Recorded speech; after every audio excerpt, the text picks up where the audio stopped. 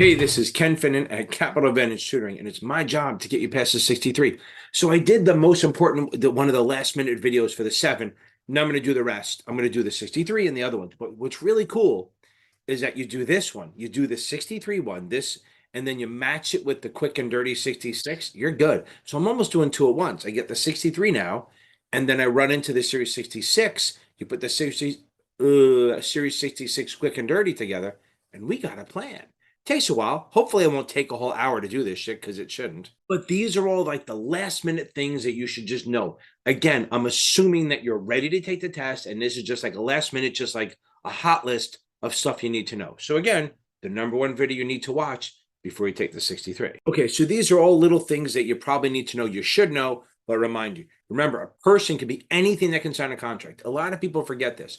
A person is anything that can sign, any person that can sign a contract, whether it's an entity or an individual or a government or a school or whatever it is.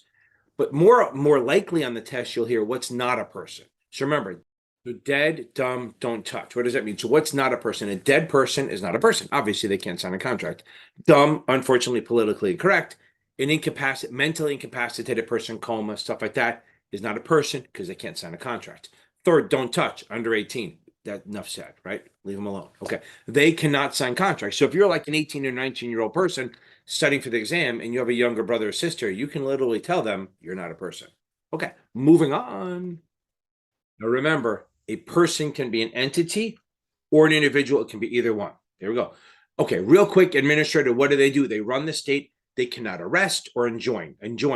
Like an injunction. So an enjoining is you file an injunction with the court. So I issue a cease and desist for you because I'm the administrator, and you go, fuck you, I'm not doing it. I'm not listening. I'm going to keep working. So then I go to the court and get an injunction against you, which enjoins you from doing work, which puts real penalties if you keep doing it. I can, as administrator, I can deny, suspend, revoke your license. Okay. I can subpoena you. That may show up. I can absolutely send a subpoena. Literally anyone can send a subpoena.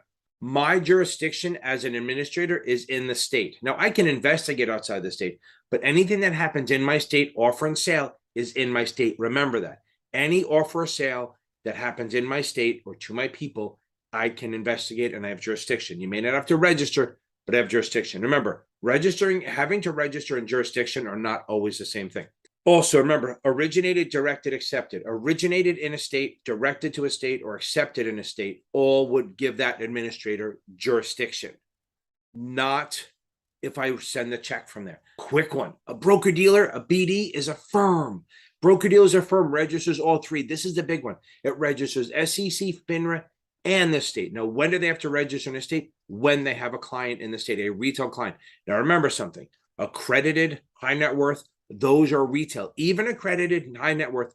So think Elon Musk is retail. So anyone who makes less than him or has less than him is retail also. Remember that. That's going to come up. If you have a single retail client in a state or an office, you have to register. What I always tell people on the broker-dealer side, no office, no retail, no register.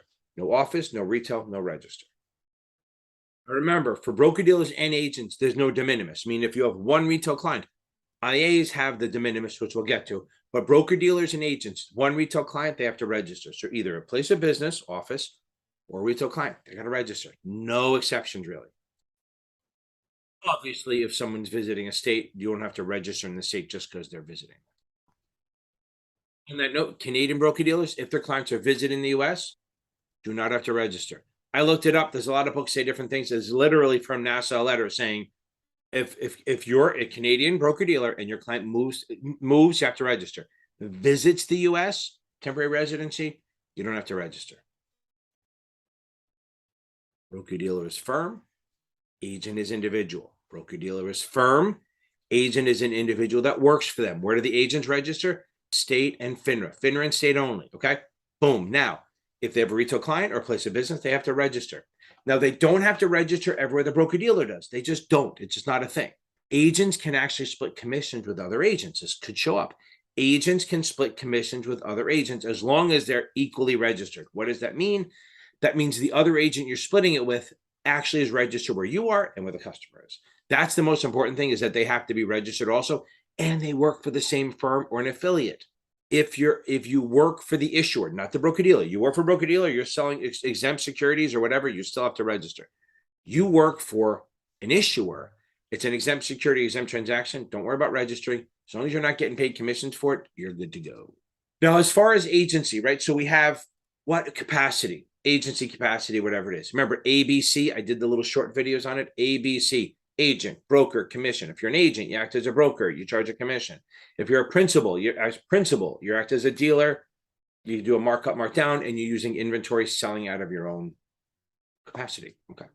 Jumping over, IA, investment advisor is a firm, Remember, an IA is a firm, not an individual. I know the books try to do the whole sole prop shit, but just remember, IA is a firm. Where do they register? Either SEC or state. You should know why, but SEC or state only. Boom, boom, boom. Okay, so what's not an IA? An IA is not, a broker-dealer is not an IA. This always shows up. A broker-dealer is not an investment advisor unless they start charging for the advice. Can broker-dealers give advice? Of course they can. They just can't charge for the advice. That would make them an IA. These are all little hitters. You should know most of what I'm doing. This is just to memorize and give you little tips and connect dots, okay? The IAR is the individual. The IAR is the individual, okay? The IAR is the individual, and they register state only. There's no federal covered IARs, okay? IAs, state or federal, never both. IAR, state only. Another exception to that, right? But let's see. You remember the plate you've read late, LATE. They say late, I say plate. Publishers, lawyers, accountants, teachers, engineers. If they're kind of doing incidental stuff, not charging for it, okay? If they're doing incidental advice, not charging for it separately, and it's not personal, they don't have to register. They give them. Like I give advice all the time, unwarranted, unsolicited, and usually really bad. But if as long as I don't charge for it, I don't have to become an investment advisor. And remember, the advice is on securities, okay? Not on futures and forwards and other stuff. It's on securities, giving financial plans, stuff like that. Now, an IAR is an IAR if they give advice or even supervise the ones that do. Remember that. IARs, if they give advice or supervise, they are considered IARs. The one thing about IAs and IARs they have, since there's no FINRA, if they have 5 clients or less and no office, no place of business, they don't have to register. It's called the de minimis rule. The de minimis does not apply to broker-dealers or agents. A lot of people think they do. There is no de minimis broker-dealers and agents. There is with IAs and IARs. As long as you start with no place of business and 5 or less clients, or under 6, they could say it anyway, you don't have to register. Now remember, who doesn't ever have to register? Federal covered IAs. I got to bang that in your head. Federally covered IAs never register. Never, ever, ever, ever. Not on the state level. They can't. It's one or the other. Yeah, there's some exceptions where if they get under, they have to pull their registration, but you can't be both. If you're going to go into the state, you have to leave the SEC. Boom. If you see recommendation advice, that means IA, IAR.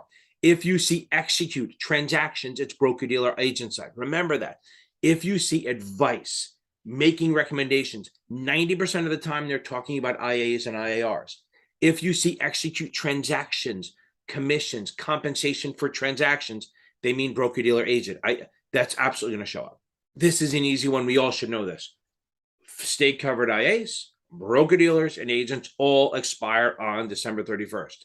That's even if you start December 15th, it's going to expire on the 31st. You will absolutely get a question on that. Everyone has always, and I know somebody got 2 of them, okay? IAs, state-covered IAs, broker-dealers, and agents all expire on the 31st. Even if you register on December 10th, it expires 21 days later, and you paid full year's fees. If one broker-dealer takes over another broker-dealer, or one firm takes over another firm in the middle of the year, they don't have to re-register. They just follow what they call the successor firm. A takes over B. A is now the new successor firm. They get to ride out on B's original registration. They don't have to pay new registration fees, but of course they're going to pay some sort of filing fees because states don't do shit for free. So again, professionals, IAR, state IA, BD, agent, all expire on the 31st of the year, as opposed to securities, which are anniversary, right? Securities register, and it's say if you're effective on March 1st, it's March 1st every year, okay? So remember, professionals are 31st, the securities are anniversary of when they do it. Back to this. So we're back to the agents and stuff. On the state level, no fingerprints. FINRA, yeah, they require fingerprints. You do not require fingerprints for state registration. It is not a thing. If something changes in your life, it's promptly. All changes on the U4 stuff are promptly, but no later than 30 days. Move a branch, promptly, but no later than 30 days. The actual answer is promptly, not 30 days. Promptly, but no later than 30 days. bang that in your head. Okay, forms. Okay, the stuff, just easy, quick hitters. Okay, these are quick hitters. Broker dealers use Form BD. Broker dealers use Form BD. IAs use Form ADV, Part 1 and Part 2. I have videos on that. Okay, Form ADV is for advisors, Part 1 and Part 2. Broker dealers are Form BD. ADV Part 1 and Part 2. Part 1 has to be filed. Both of them do. Part 2 is called the brochure or the disclosure doc. That's sent to the clients. You should know that already. Have to send it to them at or prior to the signing the contract. Or if it's state 48 hours ahead of time, or they get a 5-day look. We have videos on that. I'm just throwing it out there. U4 is for agents and IARs. U4 is for agents and IARs. So let's do it. Broker dealer is for the broker dealers. Form BD is broker dealers. Form ADV Part 1 and 2 is for advisors, both state and federal. Agents and IARs are U4. If you're an agent or an IAR, no fucking loans. Okay. You can lend to affiliates, and you can borrow and lend from lending institutions. But other than that, no family, no best friends, no nothing. That's a FINRA rule. This is a state rule. You cannot lend. And NASA even wrote a letter to FINRA saying, please change it. But FINRA goes, fuck you, we're not doing it. The only ones that can lend to any customer pretty much are broker dealers. That's called margin under Reg T. You may see that. They may say, oh, you take a loan based on the asset, based on the securities in the state. That is margin. They can lend money on margin. Agents or IRs don't do it. They can facilitate it, but the broker dealer has to still set the margin, okay? Remember this also before I move on. I just thought of this. IAs give advice, broker dealers execute, right? So if an IA has an order, they have to give it to a broker dealer to execute. When an agent leaves, all three and goes to another firm, all three are responsible. The leaving firm, the agent, and the new firm all are responsible. Obviously, the agent doesn't tell the state, but their job is to make sure that the firms did it for them. So remember, with agents, it's all three. IARs, it's a little different. An IAR, if an IAR leaves, it depends. If they work for a federally covered IA, the agent's responsible. The IA still does it, but the IAR is still responsible. So if you work for a federal covered IA and you leave, you're responsible for making sure the state knows. If you work for a state covered IA, the IA does it. So again, agent, everyone tells. IAR, if they work for a federal covered advisor, they have to be responsible. If they work for state, then the IA is responsible. One quick thing, I should add it in. I'll probably edit it back. An IAR who works for a federal covered advisor doesn't register, no matter how many clients they have, unless they have a place of business. Okay, let's talk about securities a little bit. Okay, securities are what this test is about. There's exempt and non-exempt. But remember this. So sometimes it's easier to remember what's not a security, but remember there are 5 key words. If you see the word option, receipt, certificate, variable, or interest in. Okay, I'll try to put them there. Okay, if you see option, receipt, certificate, variable, or interest in, that means it's a security, pretty much. Okay, now if you want to sell a security in a state, it has to be one of 3 things, and I have a video on that. I'll put that up here. It needs to either be registered, exempt, or federal covered, or an exempt transaction. One of those 3 things has to be yes. It's either exempt. One of those 3 things has to be yes. Either registered, an exempt, or an exempt transaction.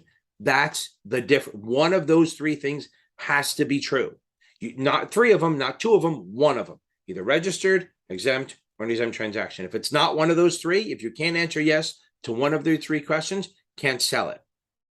Now, real quick, registered. Now, what do we talk about? Registered. There's 3 ways that we care about on the test. There's qualification. If you're going to sell your shares in one state only, qualification. If it's more than one state, it's coordination. SEC and state, both, okay? And the SEC has authority, okay? The SEC has authority. They never say approve. Never think regulators say approve. The word approve never, ever, ever comes out of your mouth, right? They will never say approve. No regulator ever approves anything, ever. And if they say, what can I say about registration? Think of the most cover your ass comment, like, the SEC or the state has not ascertained the merits of the issuer or the person selling it, or it can be lawfully sold. Literally, basically saying, hey, you filled out the paperwork and you're not a felon, you're good to go. They're not approving you or even endorsing you or saying you filled out everything. They're just saying, hey, you filled out the paperwork and we can't find an issue not to say yes. So qualification is 1 state. Coordination is, since you cross the state line, 2 states, but not federally covered, okay? So that would be SEC and state. And when the SEC says yes, the state goes along with it. 3rd, notice filing. Notice filing. Notice filing is for federal covered securities. They're not registering in the state. They're just telling the state, hey, we're too big for you to care, but we're going to give you our paperwork just because we're nice. We fill it out. We pay your $200 fee and we move on. But you don't, the administrator does not have jurisdiction over us. We're federal covered. Obviously, anti-fraud, everything has, so anything exempt, anti-fraud still applies, but in this case, it still does, but they're not registering with the state. They're just called notice filing. They're letting them know. Okay. Okay, exempt securities. I'm not going to go down the list. You absolutely should know this by now. Exempt securities never register. Say that with me. Exempt securities never register. Okay. Exempt transactions, they're for securities that would normally have to register, but because of what you're doing, who you're selling it to, how you're doing it, it may not have to on that one time. I explain it this way. I did it on my live. Exempt security is like your friend your friend owns a nightclub, your best friend. You walk in and out of there anytime you want. You're exempt. You never have to pay a cover. You can always walk in, no line, no nothing. Every time. Unless only as you don't break up with your friend, you're good to go. Okay. That's an exempt security. You never have to register. An exempt transaction is, well, you have a coupon to get in one night for free. So it's a one-time thing. You have a coupon, hey, I can get in, I don't have to pay, but that doesn't mean you're going to get it the next time. Okay. So that's like unsolicited non-issuer, selling to institutions, stuff like that. Again, I have the video for that. Exempt securities are always exempt. They never have to register. Exempt transactions, you would normally have to register the security, but because of the way you're doing it, you don't have to. Now, remember something. As an agent or an IAR, whether a security is exempt or not has nothing to do with you. Now, as I said before, if you work for the issuer, different story. But we're talking about agent of a broker-dealer or an IAR. If the security you're selling is exempt or exempt transaction, that has nothing to do with you. Nothing. If you're exempt, it's because your own shit, not because of the security. Okay, let's talk about ethics a little bit. Again, we're doing the last minute rush. Okay, so unethical, unintentional is always civil, never criminal. Unethical, unintentional is always civil, never criminal. That means they can go after you civilly. You can sue. They can ban you, suspend, deny. Cannot go to jail for that. Okay. Now the statute of limitations for that is 3 years, but no more than 2 years after discovery, right? So I've gotten a question. Can you force an administrator, can the administrator force an agent or an IAR to do the rescission after 10 years if it was only discovered a year ago? No, because the max length for statute of limitations for civil is 3 years. So if I discover it today, it's only 2 years from now, but never more than 3. So if I screw you over today, and in 2 years and 11 months, you figure it out, you only have 1 month to register a complaint, because the statute of limitations is 3 years max, but only 2 years after you discover it. Okay. That's for civil. Willful violations, willful, intentional fraud, that could be both criminal and civil. Willful, you see the word intentional, it's fraud, it's criminal, and can be civil. Statute of limitations for that is 5 years. And remember, the penalties for that for criminal. Remember the 3, 5, 10 rule, right? 3, I can't do it. 3, 5, 10 rule. On the state level, it could be 3 years in jail or a $5,000 fine. And on the federal level, it's 5 years and 5,000 years in jail, 5 years in jail, and a $10,000 fine. Now, what is rescission? I mentioned that, right? So rescission is basically you having to give the client their money back, plus a little bit of interest and like their lawyer's fees and stuff like that. They have like 30 days to say yes or no. It's an offer. Now, that does not prevent you from getting in trouble from the administrator, but it does solve your problem with the client. Now, that's it. So remember, that's like high level stuff, just last minute shit. You should probably it'll give you 4 or 5 points, maybe 10 points, hopefully 10 points will rock you through. But remember, when you're taking this exam, take your time, read every question, read all 4 answers, maybe even read the answers first before you read the question. Time is an issue. So before you take it, make sure you're hitting about an hour to just under an hour on your practice exams. Because look, they still give you the minute 20, minute 30, but it feels tighter because it's less questions. So having a cushion is 15 minutes versus 45 minutes on the bigger exams. Take your time, get some sleep, don't panic, look for the word accept. I'm telling you right now, I tell everyone, there's not going to be as many Roman numerals, there will be some, but I always say on your pad, write the word accept on top, okay? On your scratch pad. And then every time that you see the word accept or not, take your hand off the mouse and put it on the word. That could help you, right? So take your hand off, put it on that word. And then what happens is when you finish the exam, You've ever have a problem where you get through a whole question and then you forget that it was an accept, and then you're like, crap, I almost screwed it up. This will prevent that, hopefully, because it'll remind you when you take your hand off the word. Oh my God, it's an accept question. Anyway, guys, we got this, right? Hopefully I'll see you. Hopefully you come on here after you pass and come on my live and say, hey, we passed the exam. Boom, boom, boom. I love it. Every Tuesday and Thursday night, I do a live Q&A. I'm the OG baby, right? I'm the original. I got it. Love you guys. Talk to you later.